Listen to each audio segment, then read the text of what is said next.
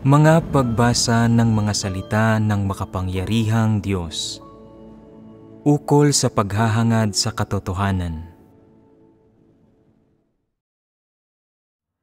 Paano sikaping matamo ang katotohanan? 13.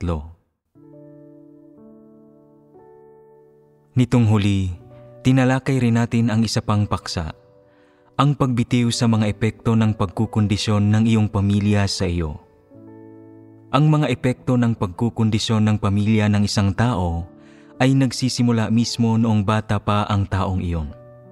Kapag umabot na sa hustong gulang ang isang tao, unti-unti niyang sinisimulang gamitin ang mga nakondisyong kaisipan at pananaw sa kaniyang buhay.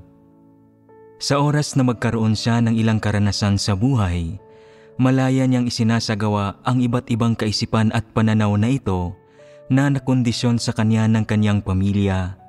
At sa batayang ito ay nakaipon siya ng iba't ibang prinsipyo, paraan at diskarte sa pagharap sa mga bagay na mas komplikado, mas partikular at mas kapaki-pakinabang sa kaniyang sarili.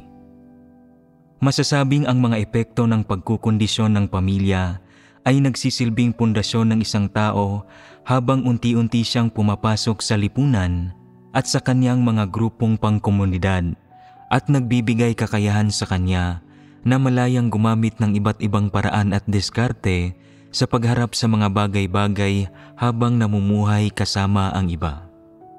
Dahil ang mga epekto ng pagkukondisyong ito ng pamilya ay isang pundasyon, nakatanim at malalim nang nakaugat ang mga ito sa puso ng bawat tao. Ang mga bagay na ito ay nakaka-impluwensya sa buhay ng mga tao sa paraan ng kanilang pag-asal at pagkilos, at gayon din sa kanilang pananaw sa buhay. Ngunit dahil ang mga epekto ng pagkukondisyong ito ay hindi positibo, ito rin ay mga bagay na dapat bitiwan ng mga tao sa proseso ng paghahangad sa katotohanan. Hindi mahalaga kung ang mga kaisipan at pananaw na ikinikintal sa iyo ng gayong pagkukondisyon ay nabuo sa pinakaibuturan ng iyong puso, o kung ang mga ito ay nangingibabaw sa kaloob-looban. At tiyak na hindi mahalaga kung nakumpirma na ba na totoo ang gayong mga kaisipan at pananaw, o kung naisagawa mo na ang mga ito sa iyong pag-iral. Ang mga epekto ng pagkukondisyong ito ay makakaapekto sa buhay mo sa iba't ibang antas, kapwa ngayon at sa hinaharap, nakaka-impluwensya sa iyong pinipiling landas sa buhay, at nakakaapekto sa iyong saloobin at mga prinsipyo ng pagharap sa mga bagay-bagay.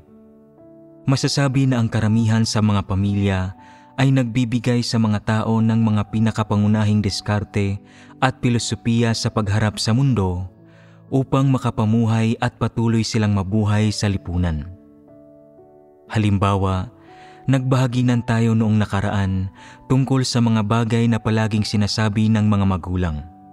Tulad ng, kailangan ng mga tao ang kanilang pagpapahalaga sa sarili, tulad ng pangangailangan ng puno sa balakbak nito. At, iniiwan ng tao ang kanyang pangalan saan man siya maglagi, tulad ng pagputak ng gansa saan man ito lumipad. Pati na ang, kailangan mong pagtiisan ang matinding pagdurusa upang manguna. At, ang ibong naguunat sa kanyang leeg palabas ang unang nababaril. Ano pa ba? Ang pagkakasundo-sundo ay yaman, ang pagtitiis ay karunungan, at ang taong maraming sinasabi ay madalas na nagkakamali. Ang iba't ibang ideya at pananaw na ito na kinondisyon sa iyo ng iyong pamilya, tahasan mo mang ginagamit ang mga ito o isinasagawa sa buhay mo, ay ang iyong pundasyon. Ano ang ibig kong sabihin sa pundasyon? Ang ibig kong sabihin, ito ay isang bagay na nagbibigay inspirasyon at nagtutulak sa iyo na tanggapin ang mga pilosopiya ni Satanas sa pagharap sa mundo. Ang mga kasabihang ito mula sa iyong pamilya ay nagkintal sa iyo ng pinakabatayang paraan upang maharap ang mundo at pinakabatayang paraan upang manatiling buhay, nang sa gayon ay pagkatapos na makapasok sa lipunang ito, magsisikap ka na hangarin ang kasikatan, pakinabang at katayuan. Magsisikap na magbalat kayo at mas mahusay na ipresenta ang iyong sarili at mas protektahan ang iyong sarili at magsisikap na maging tanyag sa gitna ng mga tao at manguna at manatili sa mataas na posisyon. Para sa iyo, ang mga bagay na ito na ikinukondisyon sa iyo ng iyong pamilya ay mga panuntunan at diskarte sa pagharap sa mundo na nagtutulak sa iyo na pumasok sa lipunan at makiisa sa masasamang kalakaran. Nagbahaginan tayo nitong huli tungkol sa mga epekto ng pagkukondisyon ng pamilya sa mga tao. Mayroong higit pang mga epekto ng pagkukondisyon kaysa sa mga ito, kaya patuloy tayong magbahaginan tungkol sa mga ito. Halimbawa, sinasabi ng ilang magulang sa kanilang mga anak, alinman sa 3 taong magkakasamang naglalakad, kahit papaano ay mayroong isa na maaaring maging aking guro. Sino ang nagsabi nito? Ito nga ang sinabi ni Confucius. Sinasabi ng ilang magulang sa kanilang mga anak, dapat kang matuto ng mga kasanayan saan ka man magpunta. Sa sandaling matutunan mo ang mga ito, magkakaroon ka ng isang kasanayan sa isang espesyal na larangan at hindi mo na kakailanganing mag-alala na mawawalan ka ng trabaho at ikaw ang magiging awtoridad sa anumang sitwasyon. Mahusay na sinabi ng isa sa mga sinaunang pantas na, alinman sa 3 taong magkakasamang naglalakad, kahit papaano ay mayroong isa na maaaring maging aking guro. Sa tuwing may ibang tao sa paligid mo, tingnan mo kung sino ang may kasanayan sa isang espesyal na larangan. Palihim mo itong pag-aralan nang hindi hinahayaang malaman ng iba. Pagkatapos, sa sandaling maging dalubhasa ka na rito, ito ay magiging kasanayan mo na at magagawa mong kumita ng pera para masuportahan ang iyong sarili at hinding-hindi ka na magkukulang sa mga pangunahing pangangailangan sa buhay. Ano ang layon ng mga magulang mo sa paghikayat sa iyo na matuto ng mga kasanayan kapag kasama mo ang ibang tao? Upang magtagumpay sa mundo. Ang layon ng pagkatuto ng mga kasanayan ay para palakasin ang iyong sarili, manguna, lihim na matutunan ang mga kasanayan ng iba, at unti-unting palakasin ang iyong sariling kalakasan. Kung makikita ng mga tao ang iyong kakaibang lakas, magkakaroon ka ng kabuhayan at pati ng kasikatan at kayamanan. At kapag parehong mayroon kang kasikatan at kayamanan, magiging mataas ang tingin ng mga tao sa iyo. Kung wala kang mga tunay na kasanayan, hindi ka pahahalagahan ng sino man. Kaya dapat lihim mong matutunan ang mga kasanayan ng iba, matutunan ang mga kalakasan at kasanayan ng ibang tao, at unti-unting maging mas malakas kaysa sa kanila. Pagkatapos ay saka ka lang mangunguna.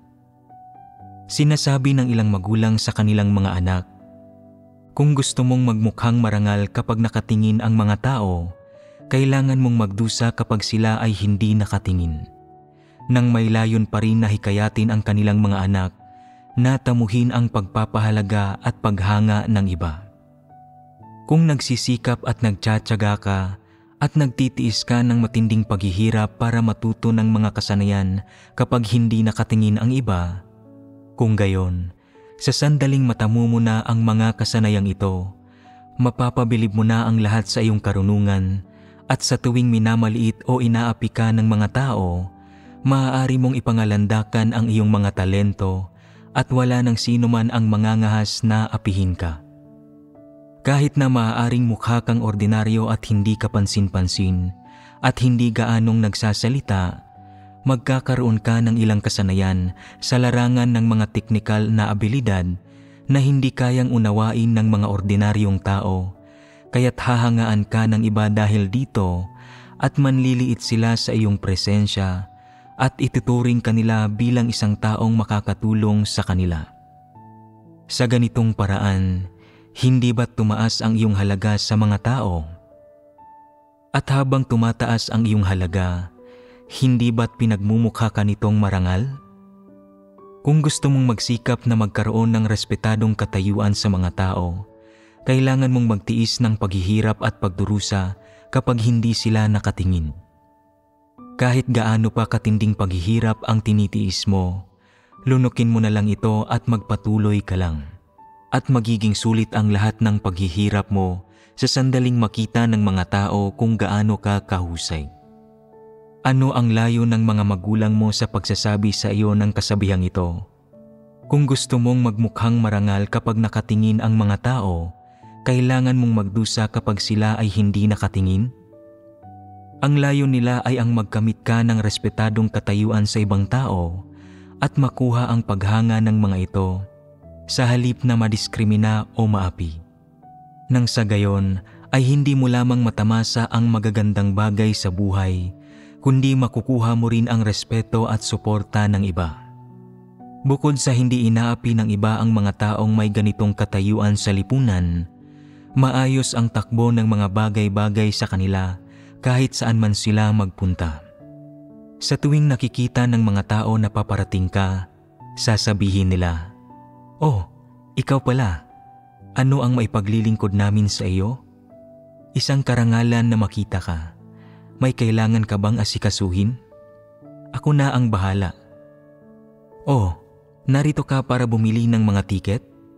Hindi mo na kailangang pumila. Ilalaan ko sa iyo ang pinakamagandang upuan. Tutal, magkaibigan naman tayo."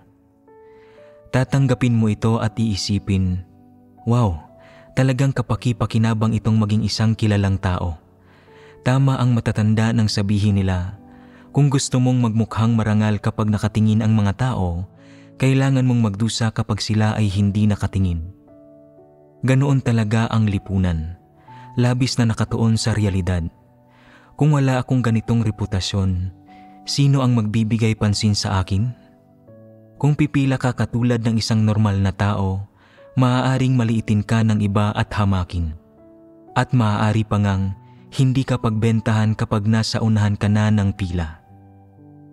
Kapag pumipila ka para magpatingin sa isang doktor sa ospital, may nakakita sa iyo mula sa kabilang pasilyo at nagsabing, "Hindi ba't ikaw si ganito ganyan? Bakit ka pa naghihintay sa pila? Hahanapan kita agad ng espesyalista para hindi ka na kailangang pumila." Tutugon ka, "Hindi pa ako nagbayad." At sasabihin nila, "Hindi na kailangan, ako na ang bahala sa bayarin." Pag-iisipan mo ito, masarap maging isang kilalang tao. Pagkatapos ng lahat, hindi naging walang kabuluhan ang pagtitiis sa lahat ng pagdurusang iyon kapag walang nakatingin. Talagang natatamasa ko ang espesyal na pagtrato sa lipunan. Labis na nakatuon sa realidad ang lipunang ito, kailangan mo lang maging isang kilalang tao para matrato ka ng maayos. Napakaganda nito. Muli, nagagalak ka na hindi naging walang saysay ang iyong pagdurusa at iniisip mo na naging sulit pagdaanan ang lahat ng paghihirap at pagdurusang iyon kapag ang iba ay hindi nakatingin. Patuloy kang namamangha tungkol dito. Hindi ko na kailangang pumila para magpatingin sa doktor sa ospital.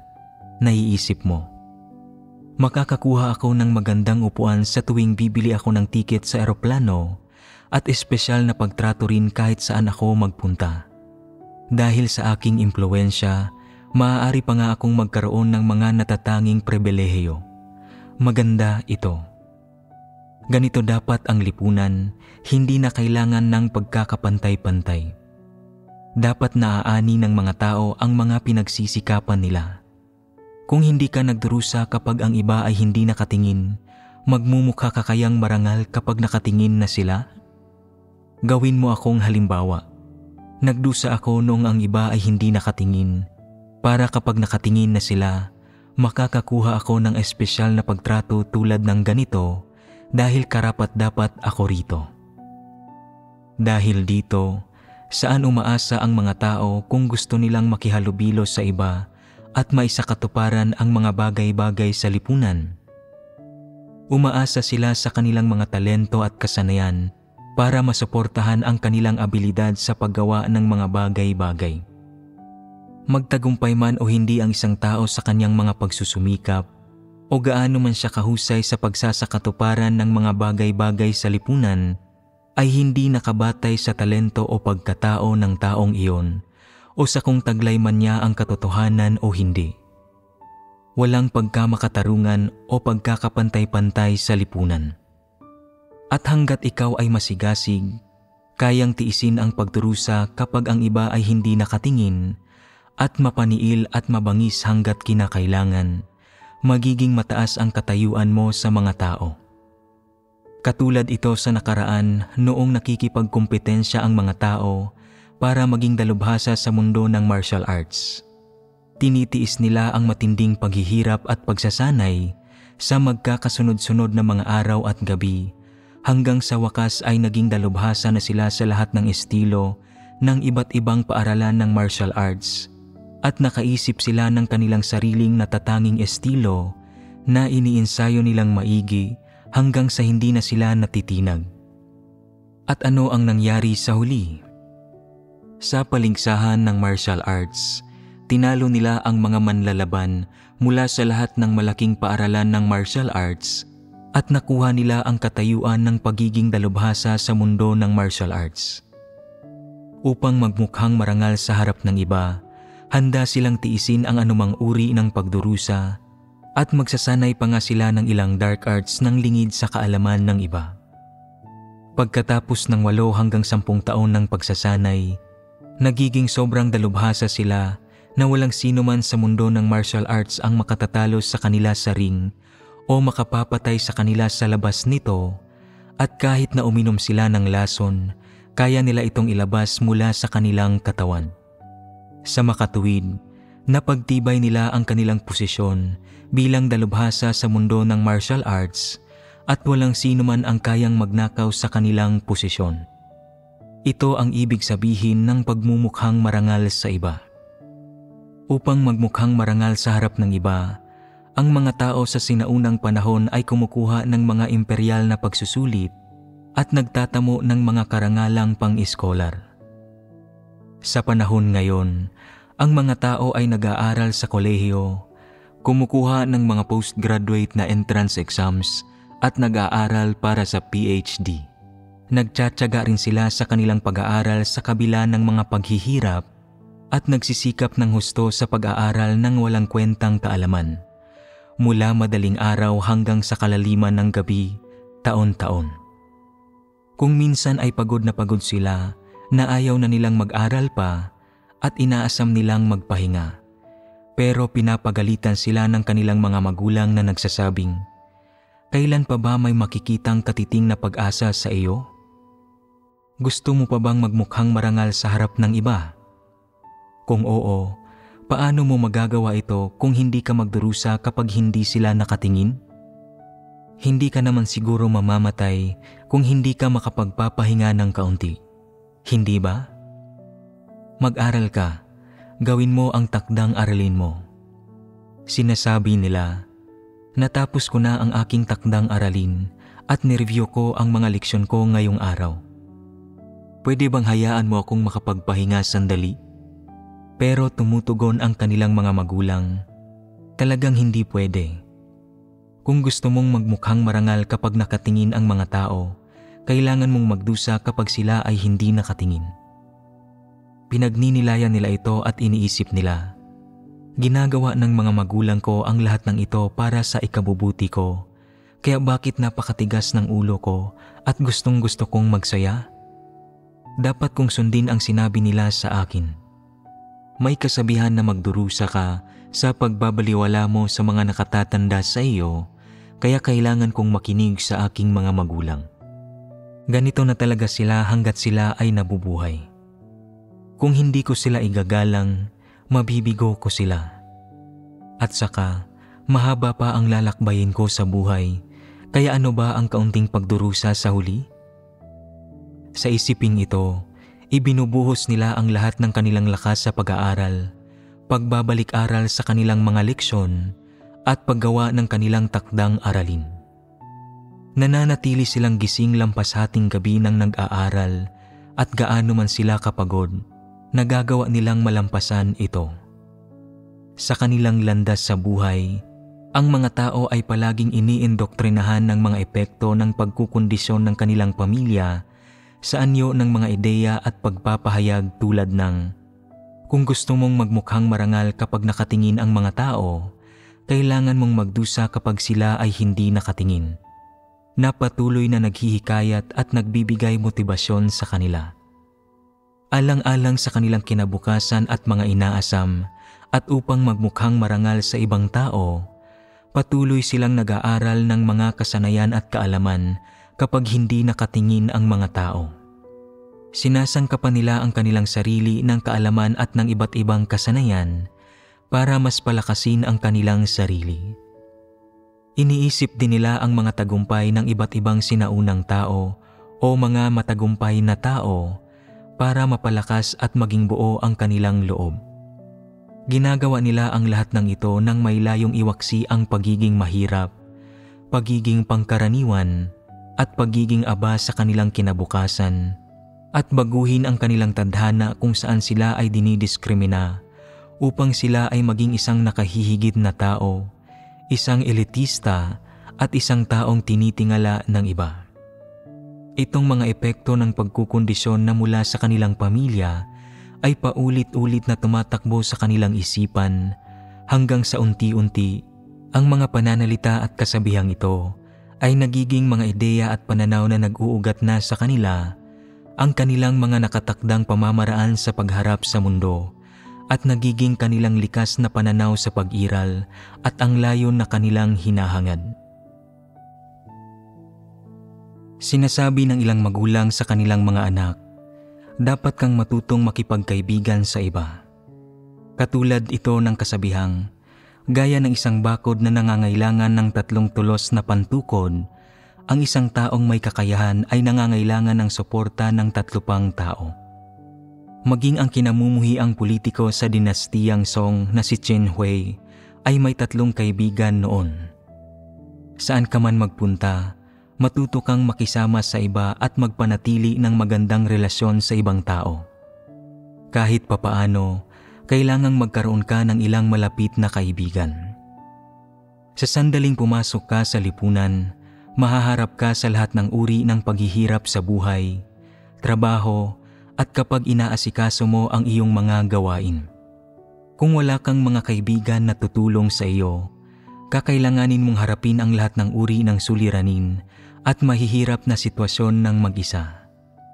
Kung may alam kang ilang diskarte para magkaroon ng ilang malapit na kaibigan, kung gayon, kapag naharap ka sa mga mahirap na sitwasyon at suliraning ito, darating ang mga kaibigang iyon para ilayo ka sa problema at tulungan kang magtagumpay sa iyong mga pagsusumikap.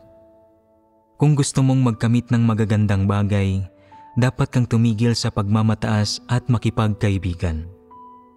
Dapat mong mapanatili ang lahat ng uri ng makapangyarihang tao sa panig mo para masuportahan ang iyong mga pagsusumikap at ang iyong buhay at pag-iral sa hinaharap.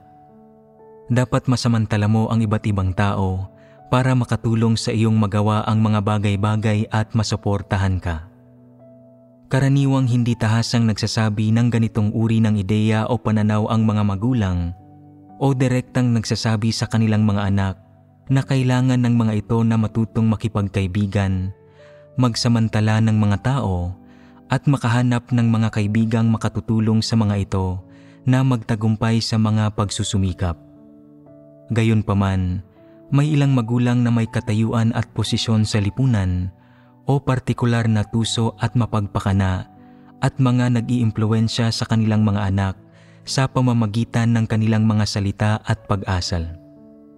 Isa pa, sa tuwing nakikita at naririnig ng kanilang mga anak ang kanilang mga ideya, pananaw at pamamaraan ng pagharap sa mundo, sa pamamagitan ng mga bagay na sinasabi at ginagawa nila sa pang-araw-araw na buhay, nagdudulot ito ng epekto ng pagkukondisyon sa mga anak. Sa sitwasyon na hindi mo nahuhusgahan at natutukoy ng tama ang mga positibo sa mga negatibong bagay, hindi sinasadyang naiimpluwensyahan ka ng mga salita at kilos ng iyong mga magulang at tinatanggap mo ang kanilang mga ideya at pananaw, o hindi sinasadyang naitatanim ang mga ideya at pananaw na ito sa kaibuturan ng iyong puso at nagiging ang pinakabatayang pundasyon at prinsipyo ng iyong paggawa sa mga bagay-bagay. Maaaring hindi direktang sabihin sa iyo ng iyong mga magulang na magkaroon ka ng maraming kaibigan, matutong hikayatin ang mga tao na gawin ang mga bagay-bagay para sa iyo at pakinabangan ang mga kalakasan ng mga tao at matutong samantalahin ang mga nasa paligid mo. Gayunpaman, hinahawaan at kinukondisyon kanila sa pamamagitan ng pagsagawa sa kanilang mga kilos ng mga ideya at pananaw na kanilang ipinangangaral. Kaya, ang iyong mga magulang ang nagiging una mong guro sa usaping ito, ang unang nagtuturo sa iyo patungkol sa kung paano harapin ang mga bagay-bagay, kung paano makisama sa mga tao, at kung paano makipagkaibigan sa lipunang ito, at ang unang nagtuturo sa iyo sa layon sa likod ng pakikipagkaibigan, kung bakit dapat kang makipagkaibigan, kung anong uri ng mga kaibigan ang dapat mayroon ka, kung paano magkaroon ng katatayuan sa lipunan, ang mga pangunahing kaalaman at pamamaraan sa pagkakaroon ng katatayuan at iba pa. Kaya, kinukondisyon ka ng mga magulang mo sa pamamagitan ng pagsasagawa ng kanilang ipinangangaral. Nang hindi namamalayan, mula sa iyong pagkabata hanggang sa pagtanda, unti-unting nabubuo ang mga ideya at pananaw na ito mula sa isang simpleng kamalayan hanggang sa mga konkretong kaisipan, pananaw at pagkilos. Nang sa gayon, unti-unting malalim na naitatanim ang mga ito sa iyong puso at kaluluwa at nagiging paraan at pilosopiya mo sa pagharap sa mundo. Ano ang tingin mo sa kasabihang, gaya ng isang bakod na nangangailangan ng 3 tulos na pantukod, ang isang taong may kakayahan ay nangangailangan ng suporta ng 3 pang tao. Bilang isang paraan ng pagharap sa mundo? Mayroon ba talagang matatawag na isang tunay na kaibigan sa mundong ito? Wala. Kung gayon, bakit kailangan ng isang bakod ang pantukod ng 3 tulos? Ano ang silbi ng pagkakaroon ng 3 tulos? Para lang gawin itong mas matibay. Hindi ito magiging matibay gamit ang 2 tulos at walang silbi kung 1 tulos lang. Kaya, ano ang prinsipyo ng pagharap sa mundo ang may kinalaman dito? Kahit na ang isang taong may kakayahan, gaano man siya kahusay, ay hindi kayang pumalakpak gamit ang 1 kamay lamang at wala siyang mararating. Kung gusto mong magkamit ng isang bagay, kailangan mo ng mga tao na tutulong sa iyo. At kung gusto mong tulungan ka ng mga tao, kailangan mong matuto kung paano umasal at humarap sa mundo at makipagkaibigan sa maraming tao at magtipon ng mga tao para magawa ang mga bagay-bagay. Upang makamit ang anumang bagay, malaki man o maliit, ito man ay pagbuo ng isang propesyon o pagkakaroon ng katatayuan sa lipunan o pagsasakatuparan ng isang mas malaki pang bagay, kailangan mong magkaroon ng mga tao sa paligid mo na iyong pinagkakatiwalaan o pinahahalagahan at na magagamit mo para matulungan kang makamit ang mga mithiin mo. Kung hindi, ito ay magiging parang pagtatangkang pumalakpak gamit ang 1 kamay lamang. Siyempre, ito ang mga panuntunan sa paggawa ng anumang bagay sa mundong ito dahil walang pagkamakatarungan sa lipunan, tanging pagpapakana at paghihirap ang mayroon. Kung tatahakin mo ang tamang landas at gagawin ang mga makatarungang layon, walang sasang-ayon, hindi ito gagana sa lipunang ito. Anumang uri ng pagsusumikap ang gagawin mo, kailangan mong magkaroon ng ilang tao na tutulong sa iyo at magtipon ng mga tao sa lipunan. Saan ka man magpunta, kung mayroong mga taong sumusunod at natatakot sa iyo, magkakaroon ka ng matatag na katatayuan sa lipunan. Magiging mas madali para sa iyo na gawin ang iyong mga pagsusumikap at magkakaroon ng mga taong susuporta sa iyong magawa ang mga bagay-bagay. Ito ay isang saloobin at isang paraan ng pagharap sa mundo. Ano man ang gusto mong gawin, palaging sasabihin sa iyo ng iyong mga magulang, gaya ng isang bakod na nangangailangan ng 3 tulos na pantukod, ang isang taong may kakayahan ay nangangailangan ng suporta ng 3 pang tao.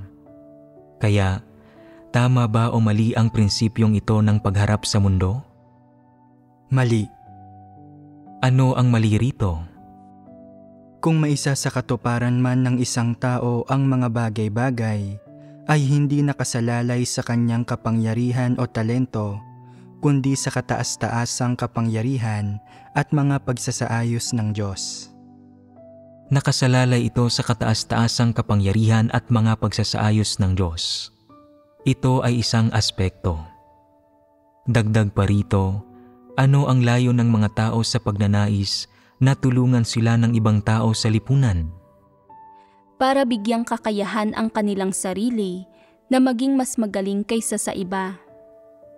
Tama iyan. Ang layon sa likod ng pagkakaroon ng tatlong tulos na ito bilang iyong suporta ay upang makapagtatag ka ng isang posisyon para sa iyong sarili at makapagkamit ng matatag na katayuan. Sa ganoong paraan, walang sino man ang makakapagpabagsak sa iyo at kahit na bumagsak ang isang tulos, ang dalawa pang tulos ay naroroon pa rin para suportahan ka. Ang mga taong may partikular na kapangyarihan ay madaling nakagagawa ng mga bagay sa lipunang ito nang hindi inaalala ang batas, damdamin ng mga tao o opinyon ng publiko. Hindi ba't ito ang layon ng mga tao?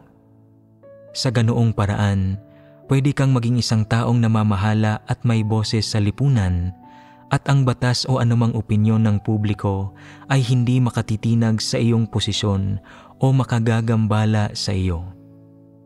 Ikaw ang may huling pasya sa mga kalakaran ng lipunang ito at sa anumang pangkat ng lipunan. Ikaw ang magiging inaasahang awtoridad. Kung gayon, hindi ba't magagawa mo ang anumang gusto mo? Maaari kang mangibabaw sa batas, sa damdamin ng mga tao, sa opinyon ng publiko, sa moralidad at sa pagkondena ng konsiyensya. Ito ba ang layon na gustong makamit ng mga tao? Ito ang layon na gustong makamit ng mga tao. Ito ay isang batayang pundasyon sa mga kilos ng mga tao na nagbibigay kakayahan sa kanila na makamit ang kanilang mga ambisyon at hangarin. Ang ilang tao sa lipunan ay sumusumpa ng katapatan sa kanilang kapatiran. Kabilang sa mga ito ay ang isang nakatatandang brother na CEO sa isang korporasyon. Ang isang nakababatang brother ay ang presidente ng isang grupo at ang iba ay mga politiko o mga amo sa mundo ng mga kriminal. Ang ilang tao ay may mga kaibigan na mga direktor ng ospital o mga chief surgeon o head nurse. At ang ilang tao ay nagkakaroon ng ilang mabuting kaibigan sa kanilang sariling linya ng gawain. Nakikipagkaibigan ba talaga ang mga tao sa mga ito dahil magkapareho sila ng mga pananaw at interes? O dahil gusto talaga nilang itaguyod ng magkasama ang mga makatarungang layon? Kung gayon, bakit nila ito ginagawa? Ginagawa nila ito dahil gusto nilang makapagtipon ng isang uri ng puwersa at palawakin at palakasin ang puwersang ito. At sa huli ay umasa rito para magkaroon ng katatayuan at manatiling buhay sa lipunan, mamuhay ng may mataas na posisyon at matamasa ang isang buhay na may karangyaan at kalayawan. Walang mangangahas na apihin sila at kahit makagawa sila ng mga krimen, hindi mangangahas ang batas na parusahan sila. At kung makagawa nga sila ng mga krimen, darating ang kanilang mga kaibigan para tulungan sila. Ang isang kaibigan ay magsasalita para sa kanila. Ang isa pang kaibigan ay tutulong na ayusin ang mga bagay-bagay sa korte at kukumbinsihin ang matataas na politiko para patawarin na ang kanilang krimen. Kaya wala pang 24 na oras ay makakalabas na sila sa istasyon ng pulisya. Gaano man kabigat ang krimeng ginawa nila, hindi sila mananagot at hindi nila kakailanganing magbayad ng multa. Sa huli, sasabihin ng karaniwang tao, "Nako, kakaiba talaga ang taong iyon. Paano siya nakaiwas sa pananagutan ng napakabilis matapos gumawa ng gayon kaseryosong krimen? Kung tayo iyon, katapusan na natin. Hindi ba? Makukulong tayo. Hindi ba? Tingnan mo ang mga kaibigan nila. Bakit wala tayong gayong mga kaibigan? Bakit ba hindi natin maabot ang mga ganoong klase ng tao? At maiinggit ang mga tao. Ang mga usaping ito ay dulot lahat ng kawalan ng hustisya sa lipunan at ng patuloy na paglitaw ng masasamang kalakaran sa lipunan. Hindi nararamdaman ng mga tao ang seguridad sa lipunang ito. Palagi nilang gustong sumipsip sa ilang puwersa at ikumpara ang mga puwersa ng isa't isa. Lalo na iyong mga namumuhay sa ilalim ng lipunan, kahit na mayroon silang ilang paraan upang makapaghanap buhay, hindi nila alam kung kailan sila mahaharap sa panganib o paghihirap.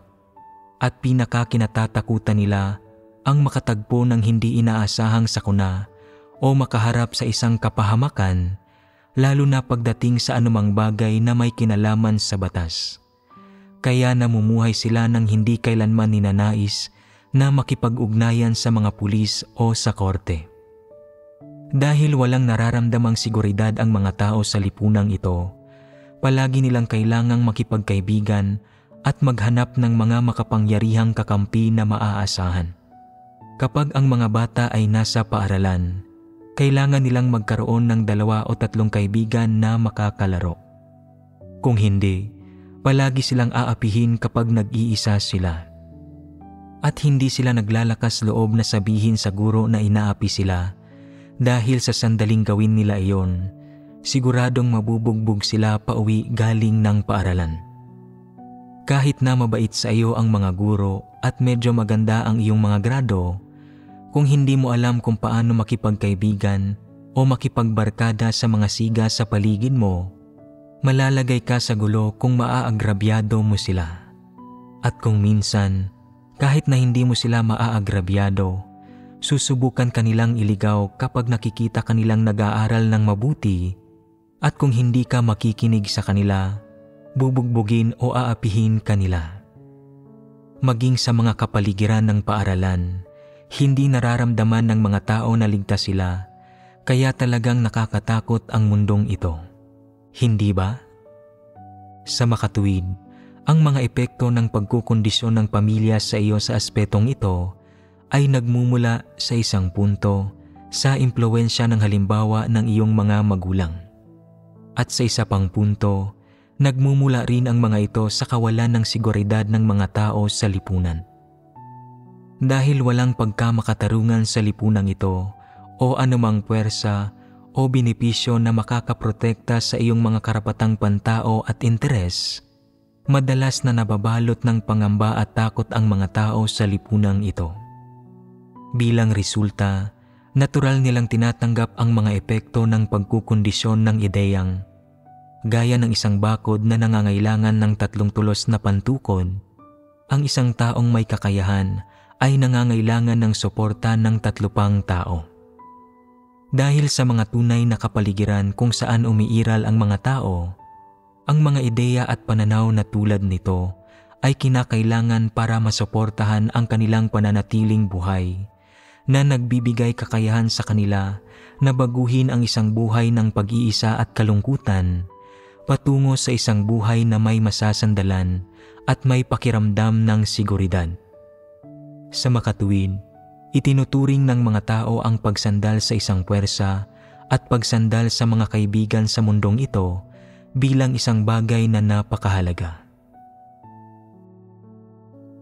Tungkol sa mga paraan kung paano nakukondisyon ang mga tao ng kanilang pamilya, bukod ba sa kasabihang kababanggit lang natin ngayon na gaya ng isang bakod na nangangailangan ng 3 tulos na pantukod, ang isang taong may kakayahan ay nangangailangan ng suporta ng 3 pang tao, mayroon pang ilang mas tiyak na paraan kung paanong ang mga tao ay tinuturuan ng kanilang pamilya. Halimbawa, may tendensiyang turuan ng mga magulang ang kanilang mga anak na babae sa pamamagitan ng pagsasabi ng mga bagay tulad ng, ang isang babae ay nagpapaganda para sa mga humahanga sa kanya, samantalang ang isang Ginoo ay nag-aalay ng kanyang buhay para sa mga nakakaintindi sa kanya. At saka, Walang pangit na babae, may mga tamad nga lang. Dapat matuto ang mga babae na mahalin ang kanilang sarili at bihisan ang kanilang sarili at pagandahin ang kanilang sarili. Sa ganoong paraan, saan ka man magpunta, magugustuhan ka ng mga tao at mas maraming tao ang gagawa ng mga bagay-bagay para sa iyo at susuportahan ka. Kung gusto ka ng mga tao, natural na hindi ka nila pahihirapan o gagawing mahirap ang mga bagay-bagay para sa iyo. Sinasabi ng ilang magulang sa kanilang mga anak na babae, dapat matutong magbihis ng maayos ang mga babae, maglagay ng make-up, at ang mas mahalaga pa, dapat silang matutong maging mahinhin. Ang talagang sinasabi nila ay kailangan kang matutong makaakit ng atensyon. Sinasabi rin nila ang mga bagay tulad ng, huwag maging isang malakas na babae. Ano ang silbi para sa isang babae na maging napakalakas at nakapagsasarili? Ang gayong mga babae ay hindi kailanman nagbibihis ng maayos, kundi namumuhay na parang mga lalaki at nagmamadali at nagpapakaabala sa buong araw at hindi rin sila mahinhin. Ang mga babae ay ipinanganak para kagiliwan ng mga lalaki. Hindi nila kailangang maging isang taong nakapagsasarili o matuto ng anumang kasanayan. Kailangan lang nilang matutunang bihisan ng maayos ang kanilang sarili, matutunan kung paano pasayahin ang mga lalaki, at gawin ng maayos ang dapat gawin ng isang babae. Ang isang babaeng itinatangi at pinahahalagahan ng mga lalaki ay magiging masaya sa buong buhay niya. Ang ilang kababaihan ay kinukondisyon ng kanilang mga magulang sa bagay na ito. Sa isang banda, tinitingnan nila kung paano kumikilos ang kanilang ina bilang babae. Sa isa pang banda, pagkatapos makondisyon ng kanilang mga magulang, binabago nila ang kanilang anyo para maging isang babaeng tunay na kaakit-akit sa paningin sa pamamagitan ng palaging pagbibihis ng maayos at pagpapaganda. Mayroon bang ganitong mga tao?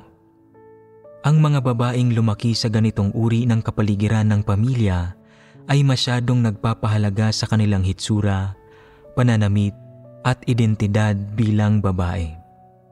Hindi sila aalis ng bahay nang hindi muna naglalagay ng make-up at nagpapalit ng damit. Ang ilang kababaihan, gaano man sila kaabala sa trabaho, ay talagang kailangang maghugas ng kanilang buhok, maligo at magpabango bago umalis ng bahay. Kung hindi, hindi talaga sila lalabas. At kapag wala silang gagawin, ang ginagawa lang nila ay tumingin sa salamin at ayusin ang kanilang buhok. Sino ang nakakaalam kung ilang beses tumitingin sa salamin ang mga babaeng ito bawat araw? Lubos silang nakukondisyon ng mga ideya at pananaw tulad ng, ang isang babae ay nagpapaganda para sa mga humahanga sa kanya, samantalang ang isang Ginoo ay nag-aalay ng kanyang buhay para sa mga nakakaintindi sa kanya. Kaya't lubos nilang binibigyang pansin ang hugis ng kanilang katawan at ang hitsura ng kanilang mukha. Hindi sila lalabas kahit na may kaunting kapintasan lang sa kanilang kutis at hindi nila ipapakita ang kanilang mukha sa publiko kung may taghiyawat ito. Kung isang araw ay hindi nila gustong maglagay ng make-up, hindi sila lalabas. O kung nagpagupit sila ng buhok pero hindi ito ganoon kaganda at hindi ito kaaya-ayang tingnan, hindi sila lalabas para magtrabaho at baka sakaling hamakin sila ng mga tao. Ginugugol ng gayong mga babae ang buong araw nang namumuhay para sa mga bagay na ito.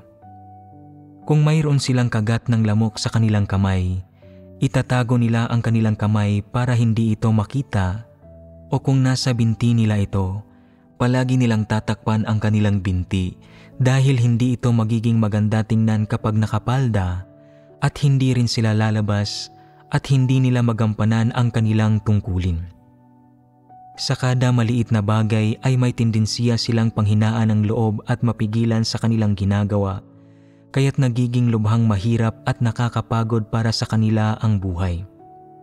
Upang mapanatili ang dignidad ng isang babae at maiwasan na maging pangit, nagpapakahirap at nagsusumikap sila na alagaan ang kanilang mukha, figura at estilo ng buhok, at upang maiwasan ang maging pangit, iwinawaksi nila ang kanilang mga dating masamang gawi at katamaran. Gaano man sila kaabala sa trabaho, kailangan nilang magbihis ng maayos at pagandahin ang kanilang sarili ng maigi at napakahusay. Kung hindi maganda ang pagkakaguhit ng kanilang mga kilay, uulitin nila ang mga ito. Kung hindi pantay ang pagkakalagay ng kanilang blusher, uulitin nila ang paglagay nito. Maliban kung gumugol na sila ng hindi bababa sa 1 o 2 oras sa paglalagay ng makeup, hindi sila lalabas ng pintuan. Sinisimula ng ilang babae itong buong akto ng pagligo, pagbibihis, at pagpapalit ng damit sa sandaling bumabangon sila sa umaga.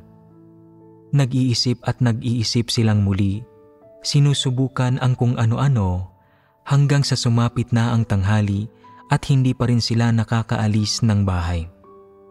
Siguro ay napakahirap para sa kanila na ang kanilang limitadong oras at lakas ay napupunta sa mga walang kabuluhang bagay na ito. Wala na silang nagagawang seryoso at sa sandaling imulat nila ang kanilang mga mata, ang iniisip lang nila ay ang magbihis ng maayos at magpaganda.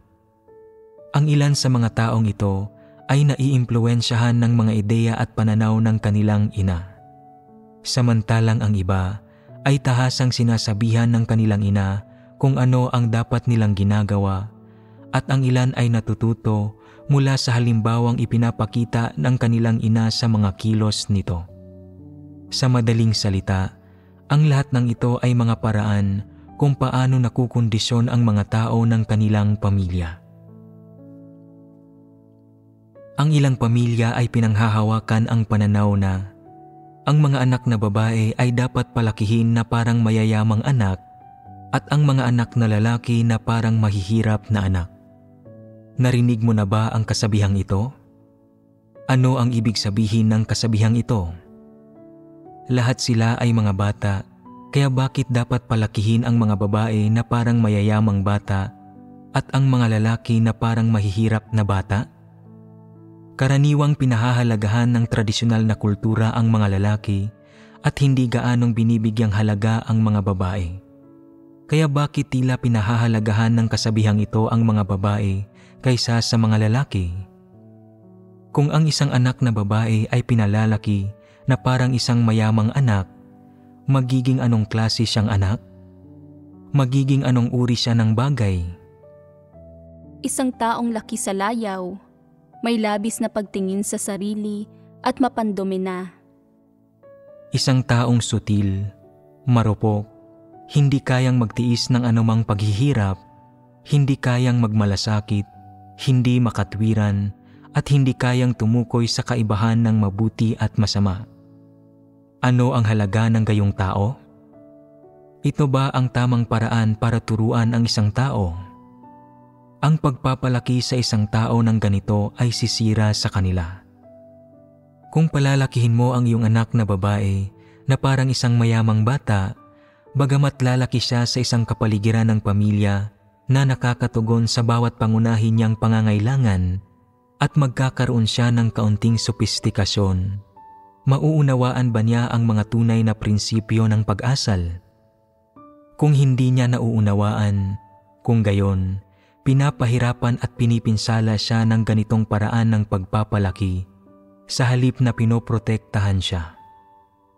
Ano ang motibasyon ng mga magulang sa pagpapalaki ng kanilang mga anak na babae batay sa prinsipyong ito? Ang isang anak na babaeng pinalaki ng ganito ay magiging sopistikada at hindi madaling magkakagusto sa mga lalaking binibilhan siya ng magagandang damit, nagbibigay sa kanya ng kaunting perang panggastos o paulit-ulit na nagbibigay sa kanya ng mga munting regalo at pabor. Sa makatuwid, hindi siya basta-bastang mapapaibig ng karaniwang lalaki.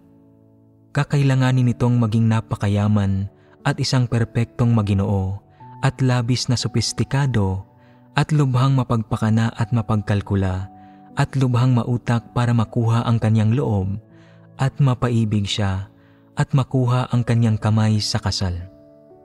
Sa palagay mo, mabuti ba o masama na ipakasal ang anak mong babae sa ganoong tao? Tiyak na hindi ito isang magandang bagay. Hindi ba? Bukod pa rito, kung pinalalaki mo ang iyong anak na babae na parang isang mayamang bata, kung gayon, bukod sa alam nito kung paano magsaya, magbihis ng maayos, at kumain ng masasarap na pagkain, magagawa ba niyang kilatisin ang mga tao kung sino talaga sila? Magkakaroon ba siya ng anumang kasanayan para manatiling buhay? Kakayanin ba niyang mamuhay ng matagal kasama ang iba? Hindi sigurado ang mga ito. Maaaring mahirapan siyang ayusin ang sarili niyang buhay. Kung magkagayon man, ang mga taong tulad nito ay walang silbi. Sila ay laki sa layaw, mahilig mangutos at mapandumina, sutil at walang pakundangan, mapagpalayaw sa sarili at mapanupil, hindi nagkukompromiso at mapilit, at ang alam lang nila ay kumain, uminom at magsaya. Bukod sa lahat ng iyon, hindi man lang siya magkakaroon ng batayang sentido komon na kinakailangan para makaraos sa buhay, na unti-unting magdudulot ng problema sa kanyang pamumuhay sa hinaharap at buhay pamilya. Hindi isang mabuting bagay na turuan ng mga magulang ang kanilang anak sa ganitong paraan. Hindi nila itinuro sa kanya ang mga prinsipyo ng pag-asal, kundi tinuro lang nila kung paano magsaya sa buhay. Kaya, kung hindi siya kikita ng sapat na pera sa hinaharap, hindi ba't kakailanganin niyang tiisin ang paghihirap? Hindi ba't mahihirapan siyang makaraos kung gayon? Kakayanin kaya niya iyon? Hindi ba't magiging marupok siya sa tuwing mahaharap siya sa mga suliranin sa hinaharap? Magkakaroon kaya siya ng tiyaga na kakailanganin para maharap ang lahat ng paghihirap na ito? Huwag kang umasa rito. Pagdating sa mga taong labis na tinatangkilik ang material na buhay at labis nang nakasanayan ang isang buhay na madali at maluho at hindi kailanman nagdusa, ano ang pinakamalaking problema sa kanilang pagkatao? Ito ay na sila ay marupok at walang kagustuhan na magtiis ng paghihirap. At ang mga taong tulad nito ay mapapahamak. Kaya, ang turong natatanggap ng mga anak mula sa kanilang pamilya, sa pamamagitan man ng kanilang mga magulang o sa mga kalakaran ng lipunan, ay pangunahing nagmumula sa mga tao. Kung ang mga sari-saring kasabihang ito ay nagiging isang ideya o pananaw man, o nagiging isang paraan ng pamumuhay ng mga tao, o para sila ay manatiling buhay, nagtutulak ito sa mga tao na tingnan ang mga isyong ito ng may labis-labis, may pagkiling at kakatwang perspektiba. Sa madaling salita, ang mga kasabihang ito na mula sa impluwensya ng pamilya, sa mas mataas o mas mababang antas, ang paraan ng pagtingin ng mga tao sa mga tao at bagay, at ang paraan ng kanilang pag-asal at pagkilos. At dahil naiimpluwensyahan ka ng mga bagay na ito, maiimpluwensyahan rin ng mga ito ang iyong paghahangad sa katotohanan. Kaya, hindi mahalaga kung itong mga kasabihan, ideya, at pananaw na mula sa mga magulang ng isang tao ay marangal at maprinsipyo o ignorante at hangal. Dapat muli itong masusing pag-aralan at suriin ng lahat, at matutunang tukuyin kung ano talaga ang mga ito. Kung magkakaroon ng partikular na impluwensya ang mga ito sa iyo, o magdudulot ng kaguluhan sa iyong buhay at sa iyong paghahangad sa katotohanan, o guguluhin ng husto ang buhay mo, o hahadlangan ka sa paghahanap sa katotohanan at pagtanggap sa katotohanan sa tuwing nahaharap ka sa mga tao, pangyayari at bagay, kung gayon ay dapat mo na lang bitiwan ang mga ito. Mayroon ding mga pahayag na kumakalat sa lipunan hinggil sa mga konsepto ng emotional quotient o EQ at intelligence quotient o IQ. Iminumungkahi ng mga pahayag na ito na hindi kailangang magkaroon ng mataas na IQ ang mga tao, kundi kailangan lang nilang magkaroon ng mataas na EQ. Ang IQ ay higit na may kinalaman sa kakayahan ng isang tao, samantalang ang EQ ay higit na nauugnay sa mga diskarte ng pagharap ng isang tao sa mundo. Ito ang aking pangunahing pagkaunawa sa dalawang terminong ito. Marahil ay medyo mataas ang iyong intelligence quotient at talagang edukado ka, talagang maalam at mahusay makipag-usap at matibay ang kakayahan mong manatiling buhay.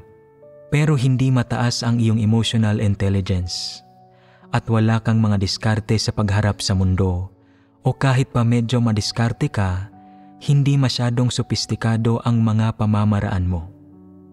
Sa mga sitwasyong tulad nito, ang iyong kaalaman, mga kasanayan at kahusayan sa isang espesyal na larangan ay nagbibigay kakayahan lamang sa iyo na kumayod sa lipunan at kumita sa simpleng kabuhayan.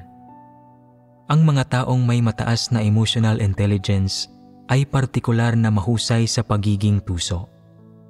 Gagamitin nila ang iba't ibang puwersa sa lipunan, kapaki-pakinabang na mga heograpikal na kapaligiran o mga makabubuting oportunidad at kapaki-pakinabang na impormasyon para gumawa ng ingay at manipulahin ang mga bagay-bagay.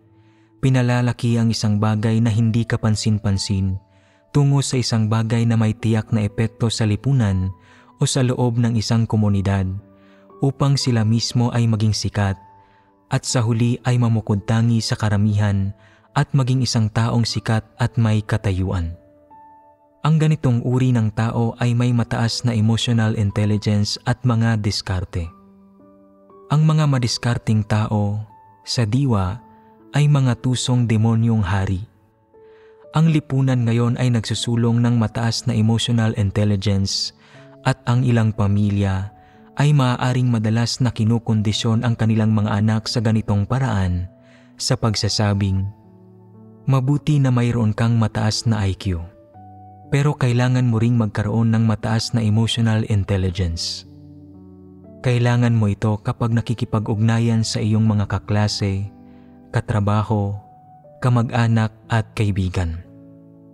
Ang pinakahigit na isinusulong ng lipunang ito ay hindi ang iyong kalakasan, kundi ang pagiging madiskarte, ang matuto kung paano ipresenta ang iyong sarili, kung paano ibida ang iyong sarili, at kung paano samantalahin ang lahat ng iba't ibang puwersa at mga kapaki-pakinabang na kondisyon sa lipunan at gamitin ang mga ito para maging pabor at kapaki-pakinabang sa iyo.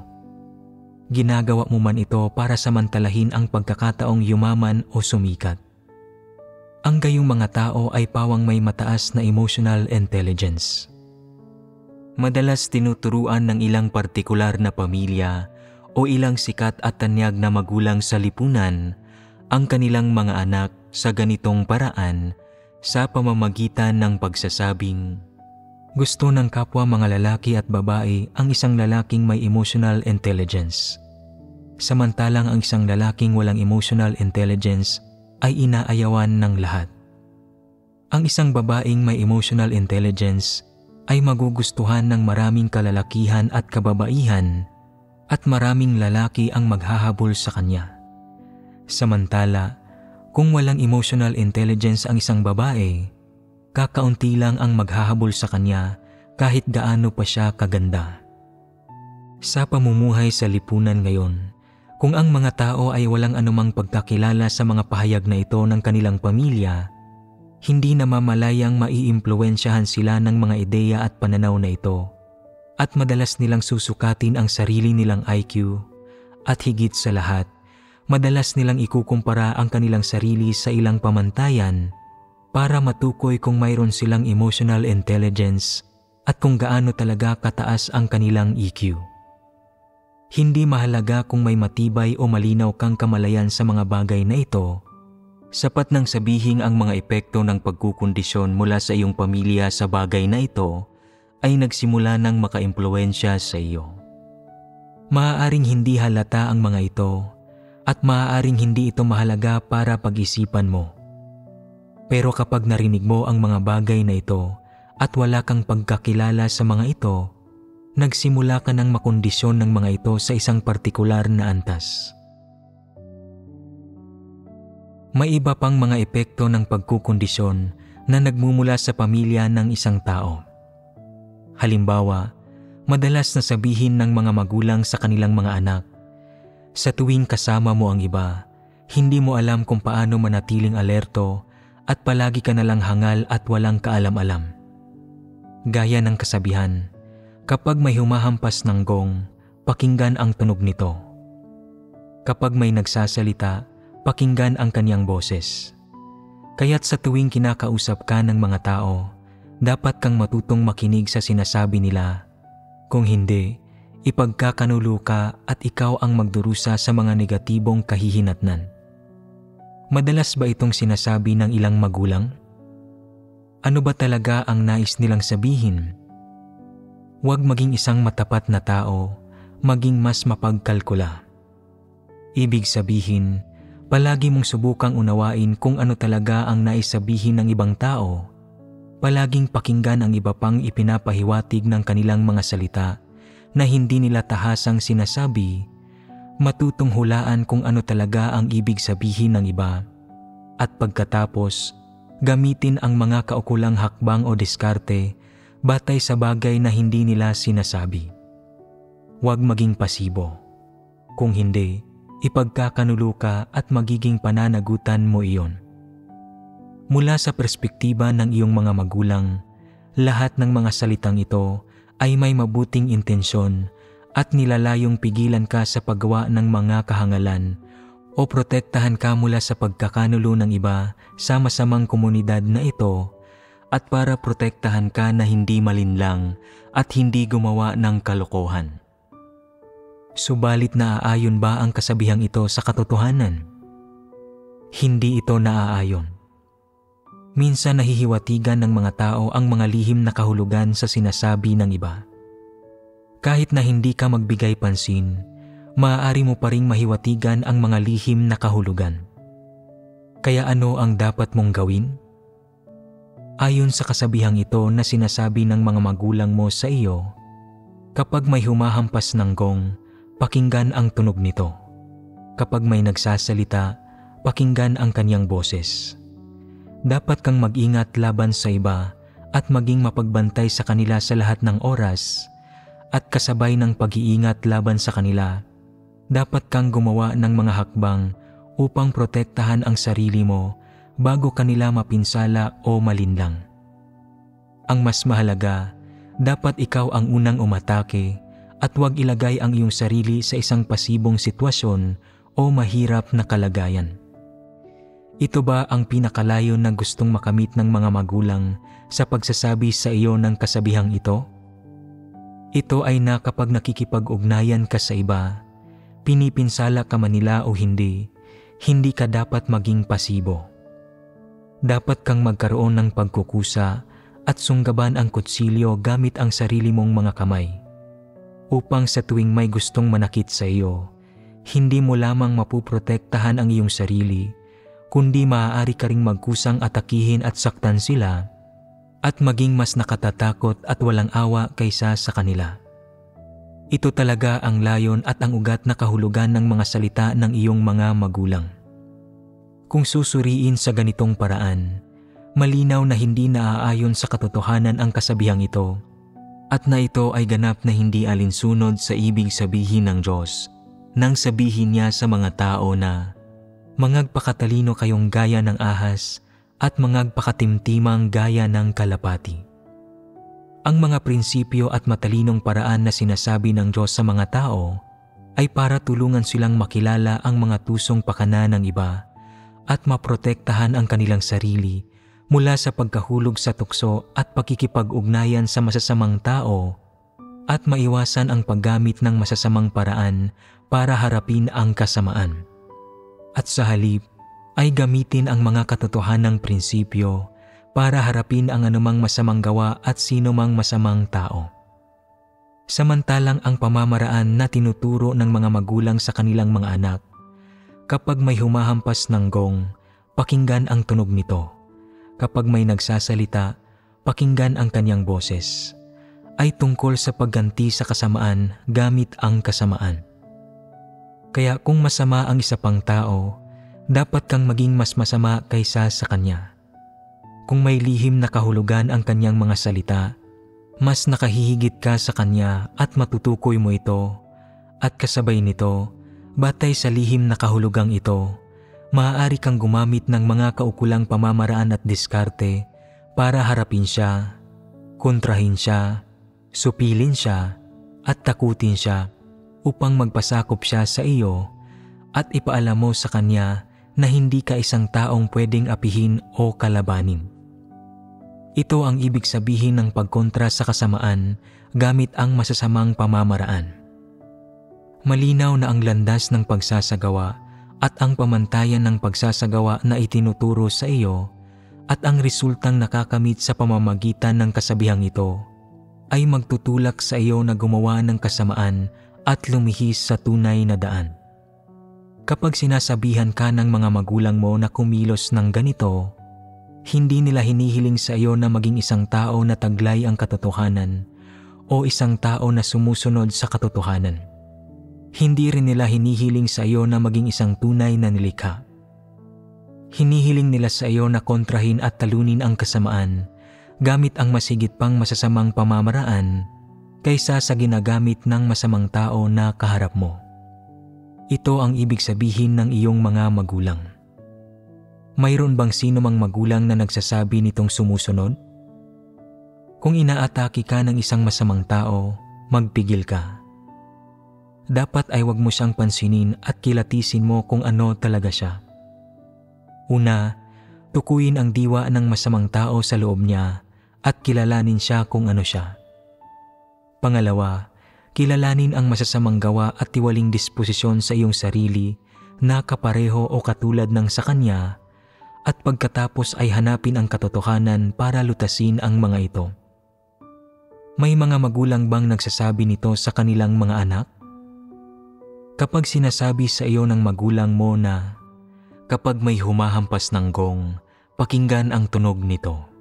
Kapag may nagsasalita, pakinggan ang kanyang boses.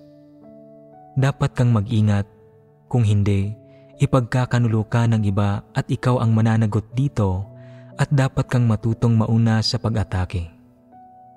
Ano man ang pangunahing intensyon ng iyong mga magulang sa pagsasabi nito o ang epekto sa huli na nakakamit, ginagawa ka nitong mas nakakatakot, mas makapangyarihan, mas nangingibabaw, mas mapandumina, at mas malupit, kaya kinakatakutan ka ng masasamang tao at iiwasan ka pa nga nila kapag nakikita ka at hindi sila mangangahas na kalabanin ka. Hindi ba't ganito ang nangyayari? Kaya, masasabi ba na ang layon ng mga magulang mo sa pagsasabi sa iyo ng kasabihang ito ay hindi para gawin kang isang taong may katuwiran o isang taong nagtataglay ng katotohanan at hindi ka gawin na isang matalinong tao na kasing talino ng mga ahas at kasing katimtiman ng mga kalapati? Ang layo nila ay ang sabihin sa iyong kailangan mong maging isang makapangyarihang tao sa lipunan, na maging higit na mas masama kaysa sa iba, at maging isang taong gumagamit ng kasamaan para protektahan ang iyong sarili. Tama? Kapag sinasabi sa iyo ng iyong mga magulang na, kapag may humahampas ng gong, pakinggan ang tunog nito. Kapag may nagsasalita, pakinggan ang kanyang boses. Ito man ang pangunahin nilang intensyon o ang epekto sa huli na nakakamit, at sinasabi man sa iyo ng iyong mga magulang ang mga prinsipyo at pamamaraan ng pagsasagawa ng mga gayong bagay, o sa halip ay sinasabi sa iyo ang kanilang mga kaisipan at pananaw sa mga gayong bagay, malinaw na wala sa mga ito ang naaayon sa katotohanan at sumasalungat ito sa mga salita ng Diyos. Ginagawa kang isang masamang tao ng mga magulang mo, hindi isang matuwid na tao o isang matalinong tao na may takot sa Diyos at umiiwas sa kasamaan. Malinaw na hindi positibo ang pagtuturo at pagkukondisyon sa iyo ng iyong mga magulang at hindi rin tamang landas ang mga ito. Bagamat ninanais ng iyong mga magulang na protektahan ka at pinakamabuti ang kanilang intensyon sa paggawa nito, ang epektong nakakamit nila ay nakapipinsala. Hindi lamang sila nabibigong protektahan ka, kundi idinirekta ka rin nila sa isang maling landas na nagiging dahilan para gumawa ka ng kasamaan at maging isang masamang tao. Hindi lamang sila nabigong protektahan ka, kundi talagang napinsala ka nila sa pamamagitan ng pagtulak sa iyo na mahulog sa tukso at sa kawalan ng katuwiran at lumayo sa pangangalaga at proteksyon ng Diyos. Mula sa pananaw na ito, ang mga epekto ng pagkukondisyon sa iyo ng iyong pamilya ay mas ginagawa kang makasarili, mapagpaimbabaw at sakim sa kasikatan, pakinabang at katayuan sa lipunan, at para mas maisama ka sa masasamang kalakaran at bigyan ka ng mga mas sopistikadong paraan sa pakikipag-ugnayan sa iba at gawin kang tuso, malupit, nangingibabaw at mapandumina sa iba, nang sa gayon ay walang maglakas loob na kalabanin ka o magbuhat ng kamay sa iyo. Mula sa pananaw ng iyong mga magulang, ginamit nila ang mga pamamaraang ito para ikondisyon ka, nang sa gayon ay protektado ka sa lipunan o sa isang partikular na antas upang ikaw ay maging isang marangal na tao. Ngunit mula sa perspektiba ng katotohanan, hindi ka nila tinutulutan na maging isang tunay na nilikha. Inilalayo ka nila mula sa mga turo ng Diyos at sa mga pamamaraan na ipinapayo ng Diyos sa iyong pag-asal, at mas lalo ka rin nilang inilalayo mula sa layo na sinasabi ng Diyos na hangarin mo. Anuman ang pangunahing intensyon ng mga magulang mo sa pagkukondisyon at pagtuturo sa iyo, sa huli ay nagdulot lamang sa iyo ng kasikatan, pakinabang at kahungkagan ang mga ideyang ito, pati rin ng lahat ng masasamang gawang isinabuhay at ibinunyag mo, at higit na kinumpirma ng mga ito sa iyo ang pagiging praktikal nitong mga epekto ng pagkukondisyon sa lipunan at wala ng iba pa. Hinggil sa mga kasabihang ito na nagmumula sa pagkukondisyon ng iyong pamilya sa iyo, gaya ng, kapag may humahampas ng gong, pakinggan ang tunog nito. Kapag may nagsasalita, pakinggan ang kanyang boses. Kung ito lang ang ikukonsidera, hindi mo siseryosohin ang mga ito. Madarama mo na pangkaraniwan lang at laganap naman ang mga kasabihang ito at nawalang malalaking isyu sa mga gayong kasabihan, ideya at pananaw. Gayunpaman, kung ikukumpara mo ang mga ito sa katotohanan at gagamitin mo ang katotohanan para suriin ang detalye ng mga ito, magiging malinaw na mayroon ngang malalaking isyu sa mga kasabihang ito. Halimbawa, kung palaging sinasabi sa iyo ng iyong mga magulang, kapag may humahampas ng gong, pakinggan ang tunog nito. Kapag may nagsasalita, pakinggan ang kanyang boses. At mahusay mong ginagamit ang ganitong pamamaraan ng pag-iral. Kung gayon, sa tuwing nakatatagpo ka ng mga tao, paulit-ulit at hindi sinasadyang mag-iisip-isip ka ng hindi ito namamalayan tungkol sa mga bagay na tulad ng, ano ang ibig niyang sabihin dito? Bakit niya sinabi iyon? At natural kang mag-iisip-isip sa mga kaisipan ng ibang tao, palaging nakikinig sa kanilang sinasabi at nakikipag-ugnayan sa kanila sa ganitong nakagawiang pamamaraan ng pag-iisip.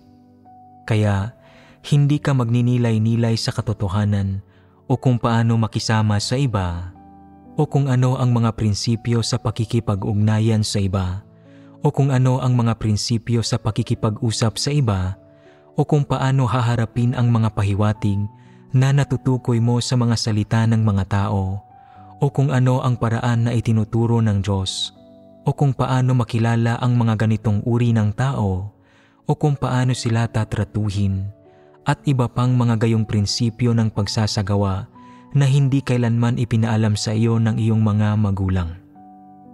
Ang sinabi sa iyo ng mga magulang mo ay ang matutunan kung paano hulaan ang mga iniisip ng ibang tao at naisakatuparan mo ang ganitong paraan ng pagsasagawa ng napakahusay. Umabot ka na sa puntong naging dalubhasa ka na rito at hindi mo na mapigilan ang sarili mo na gawin ito. Sa makatuwid, dahil sa mga isyong ito, ang mga tao ay kinakailangang regular na ayusin ang kanilang sarili, mag-isip ng mabuti at magsikap sa pag-unawa sa mga bagay-bagay. Sa isang punto, dapat mong suriin at kilatisin ng malinaw ang mga isyong ito. Sa isa pang punto, sa tuwing nangyayari ang mga bagay na ito, dapat kang magsikap na baguhin ang iyong paraan ng pag-iisip at pati na ang iyong paraan ng pagtingin sa mga tao at mga bagay. Ibig sabihin, dapat mong baguhin ang iyong mga kaisipan at pananaw sa pagharap sa mga gayong bagay. Sa susunod na makinig ka sa isang taong nagsasalita at subukang pag-isipan kung ano talaga ang ibig niyang sabihin, bitiwan mo ang ganitong paraan ng pag-iisip at ganitong paraan ng pagtrato sa mga tao at pag-isipan ito ng mabuti. Ano ang ibig niyang sabihin sa pagsasabi nito? Hindi siya direktang nagsasalita at palaging nagpapaligoy-ligoy. Mapanlin lang ang taong ito. Ano ba iyong sinasabi niya? Ano ang diwa ng bagay na ito? Malinaw ko ba itong mauunawaan? Kung mauunawaan ko ito ng malinaw, makikipagbahaginan ako sa kanya gamit ang mga argumento at pananaw na naaayon sa katotohanan. Ipapaliwanag ng malinaw ang usapin at ipapaunawa sa kanya ang katotohanan ng aspetong ito. Tutulungan ko siya at itatama ang kanyang mga maling kaisipan at pananaw. Dagdag pa rito, mapanlin lang siya kung magsalita. Ayaw kong malaman kung ano ang ibig niyang sabihin doon o kung bakit paligoy-ligoy siyang magsalita. Ayaw kong gumugol ng oras at lakas sa pag-iisip sa kung ano talaga ang ibig niyang sabihin. Ayaw kong magbayad ng ganoong halaga at ayaw kong gumawa ng anumang may kinalaman dito. Kailangan ko lang makilala na isa siyang mapanlin lang na tao. Kahit na mapanlin lang siya, hindi ako makikipaglokohan sa kanya. Kahit gaano pa siya magpaligoy-ligoy, didiretsahin ko siya, sasabihin ko kung ano ang dapat sabihin at sasabihin ko ang totoo. Gaya ng sinabi ng Panginoong Hesus, datapwat ang magiging pananalita ninyo'y oo, oo, hindi, hindi. Ang pagtugon sa panlilinlang gamit ang pagiging matapat ay ang pinakamataas na pamantayan ng pagsasagawa sa katotohanan. Kung magsasagawa ka sa ganitong paraan, bibitiwan mo ang mga paraan na ikinondisyon at itinuro sa iyo ng iyong mga magulang at magbabago rin ang iyong mga prinsipyo ng pagsasagawa.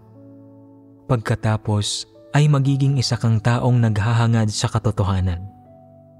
Anumang aspeto ng pagkukondisyon ng iyong mga magulang ang bibitiwan mo. Sa tuwing mangyayaring muli ang mga nauugnay na bagay, babaguhin mo ang iyong mga maling kaisipan at pananaw tungkol sa mga ito sa pamamagitan ng pagturing sa mga salita ng Diyos bilang ang batayan at paggamit sa katotohanan bilang ang pamantayan at gawin ang mga ito na ganap na wasto at positibong mga kaisipan at pananaw. Ibig sabihin, kung huhusgahan, titingnan at tatratuhin mo ang bagay na ito gamit ang mga salita ng Diyos at ang katotohanan bilang iyong batayan at pamantayan sa pagsasagawa, kung gayon, isinasagawa mo ang katotohanan. Sa kabaligtaran, kung pinanghahawakan mo pa rin ang mga paraan na itinuro sa iyo ng mga magulang mo o ang mga ideya at pananaw na ikinintal nila sa iyo bilang mga pamantayan, batayan at mga prinsipyo ng pagsasagawa sa pagharap sa usaping ito, kung gayon, ang paraang ito ng pagsasagawa ay hindi pagsasagawa sa katotohanan, hindi rin ito paghahangad sa katotohanan. Sa huli, ang nakakamit ng mga tao sa paghahangad sa katotohanan ay ang pagpapahalaga at karanasan sa katotohanan. Kung hindi mo hinahangad ang katotohanan, hindi ka magkakaroon ng pagpapahalaga o karanasan sa katotohanan. ang makakamit mo lang ay isang pagpapahalaga at karanasan sa pagsasagawa nitong kasabihang ikinondisyon sa iyo ng iyong mga magulang. Kaya, habang sinasabi ng iba ang kanilang karanasan at pagpapahalaga sa mga salita ng Diyos, hindi ka makapagsalita ng kahit ano dahil wala kang anumang masasabi. Ang tanging mayroon ka ay isang praktikal na pagpapahalaga at karanasan sa mga ideya at pananaw na ikinondisyon sa iyo ng iyong pamilya. Sadyang wala ka lang talagang masabi tungkol sa mga ito at hindi mo maibahagi ang mga ito. Sa makatuwid, kung anuman ang isinasagawa mo, iyon ang pahahalagahan mo sa huli. Kung ang isinasagawa mo ay ang katotohanan, kung gayon, ang makakamit mo ay isang pagpapahalaga at karanasan sa mga salita ng Diyos at sa katotohanan. Kung isinasagawa mo ang turo at mga tagubiling ibinigay sa iyo ng iyong mga magulang, kung gayon, ang pahahalagahan mo ay ang karanasan ng pagkukondisyon at tradisyonal na turo ng iyong pamilya, at ang makakamit mo ay ang mga ideya lamang na ikinikintal sa iyo ni Satanas at ang pagtitiwali ni Satanas sa iyo. Habang mas lubos mong pinahahalagahan ang mga bagay na ito, mas lalo mong mararamdaman na kapaki-pakinabang at praktikal ang mga tiwaling ideya at pananaw ni Satanas, at mas lubos kang magagawang tiwali ni Satanas. Paano kung isagawa mo ang katotohanan? Magkakaroon ka ng masigit na pagpapahalaga at karanasan sa katotohanan at sa mga salita at sa prinsipyo na sinasabi sa iyo ng Diyos. At mararamdaman mo na ang katotohanan ang pinakamahalagang bagay at na ang Diyos ang pinagmulan ng buhay ng tao at na ang mga salita ng Diyos ang buhay ng mga tao.